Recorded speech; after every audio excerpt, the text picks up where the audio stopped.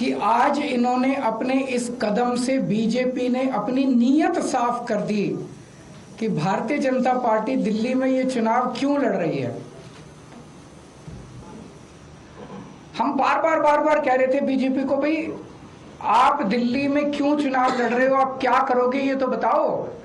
तो आज उन्होंने बता दिया कि अगर वो दिल्ली में आपने उनको वोट दिया तो बीजेपी का एक ही मकसद है, आपकी महिला सम्मान योजना लागू नहीं होने देंगे, आपकी संजीवनी योजना बुजुर्गों के लिए लागू नहीं होने देंगे, आपके जो दिल्ली के अंदर महिलाओं को फ्री बस का सफर मिल रहा है वो बंद कर देंगे, आपकी फ्री बिजली बंद कर देंगे, आपका फ्री पानी बंद कर देंगे, आपके मोहल्ला क्लिनिक बंद कर देंगे, आपको दिल्ली सरकार के अस्पतालों में जो अच्छा और फ्री इलाज मिल रहा है वो बंद कर देंगे, आपको सरकारी स्कूल जो शानदार हो गए उन स्कूलों का कबाड़ा कर देंगे और फ्री शिक्षा बंद कर देंगे।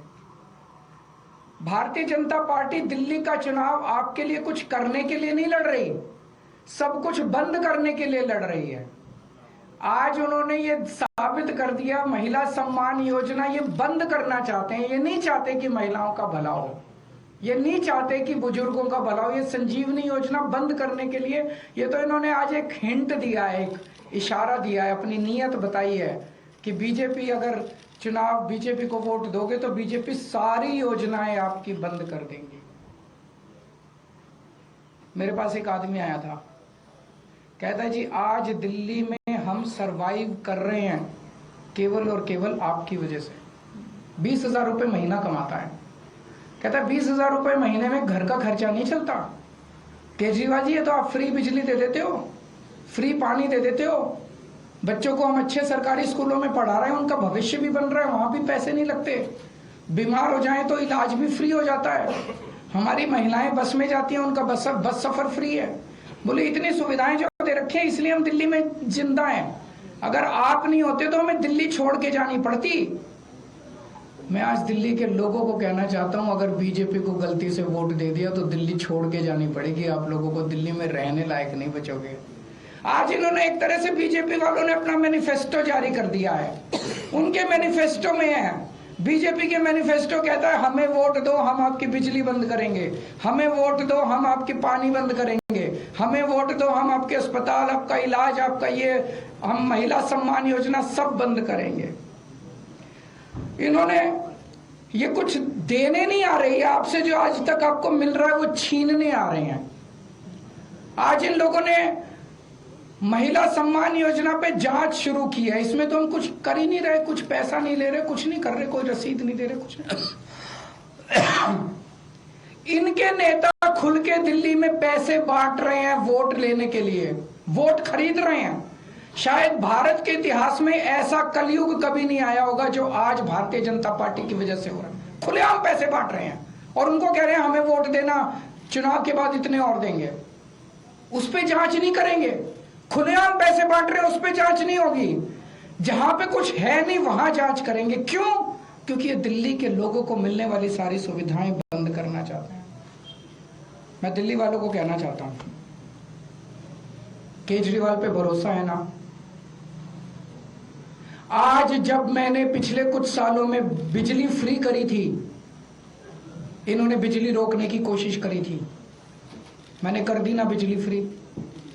जब मैंने मोहल्ला क्लिनिक बनाए थे, इन्होंने मोहल्ला क्लिनिक रोकने की कोशिश की थी, 2 साल से फाइलें ऊपर नीचे होती रही, मैंने कर दी है ना मोहल्ला clinic.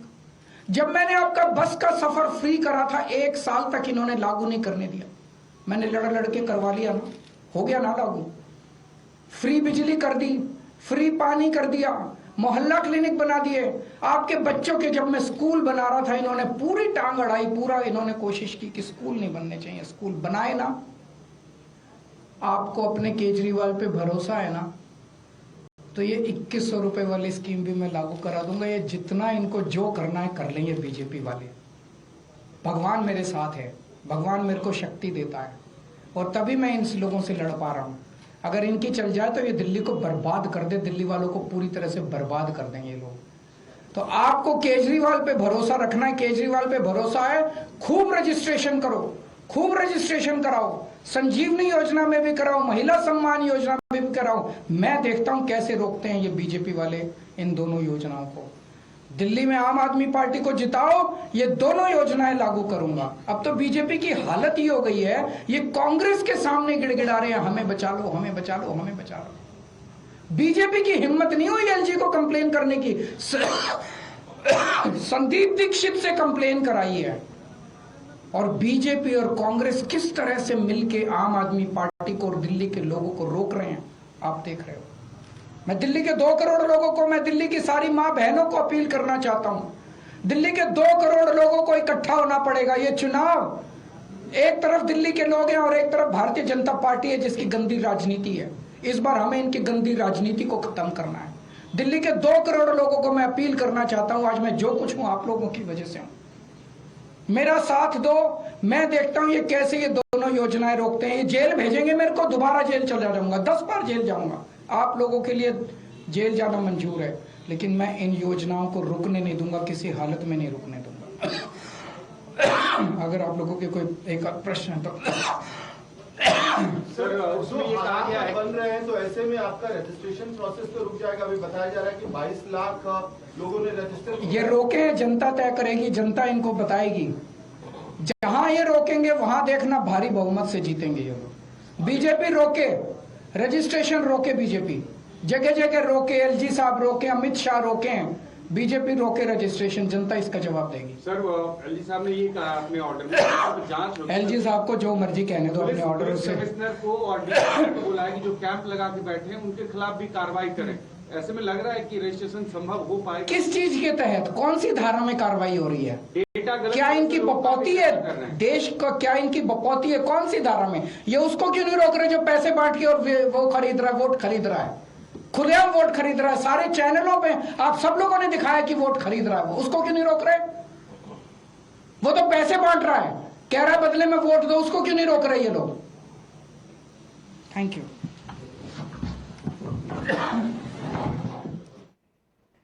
So this was a press briefing of the Aam Aadmi Party. Arvind Kejriwal holding a press conference and calling it political vendetta. My colleague Tejshri is live with us. Tejshri, the Delhi LG has written to the Chief Secretary asking for an inquiry into the Aam Aadmi Party's poll promises based on a complaint filed by the Congress's Sandeep Dixit.